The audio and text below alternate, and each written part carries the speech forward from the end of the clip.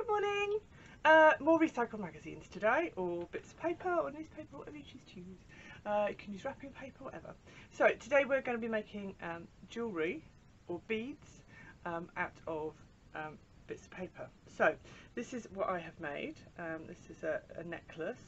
Now I've just put it onto a necklace wire, one of the ones that you can buy that's got a little catch on the end. You put it on a piece of string, you could put it on a chain if you wanted to, as long as you make sure that you make the holes big enough to be able to slide the clip for the chain around.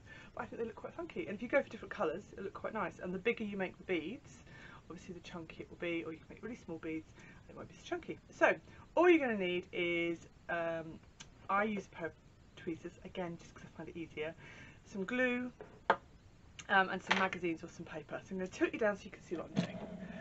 Oh, very chirpy this morning. Right, so I'm working on a blue background just in the hopes it will make it easier for you to see. And I've got a little piece of scrap paper just so that I don't get glue all over it.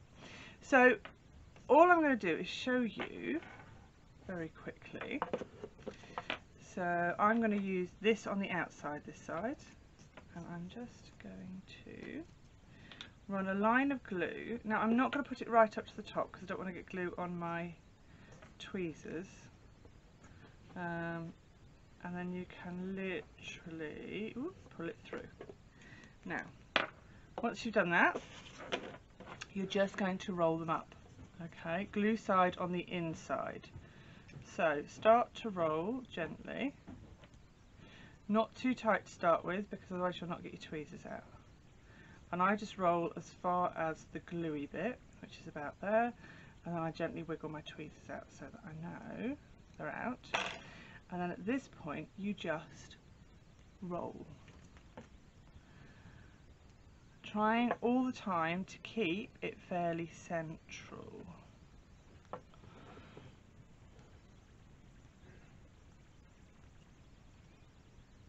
Okay, so every once in a while you might want to give it a tug to tighten it up. If you want them to be smaller, you can have them quite loose if you want to.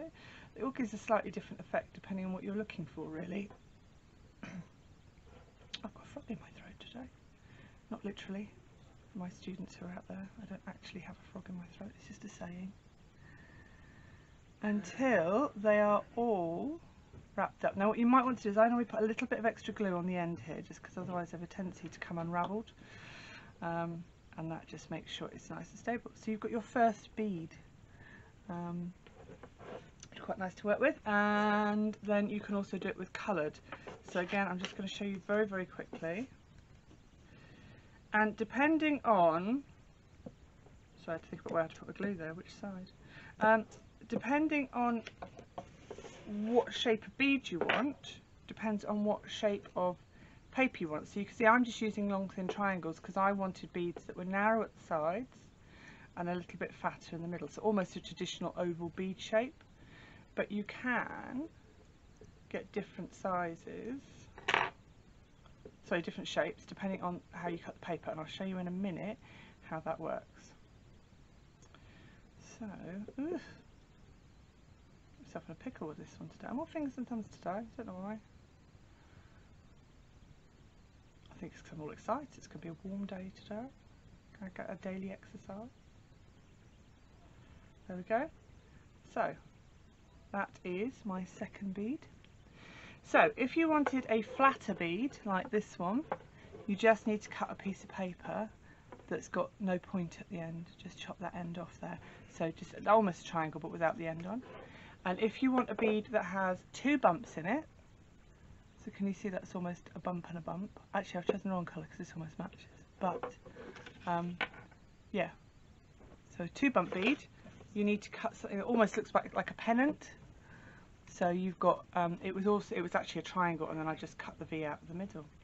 So once you've done that, you string them together, and you make beautiful necklaces or bracelets, or you can put little toggles and you can make key rings out of them.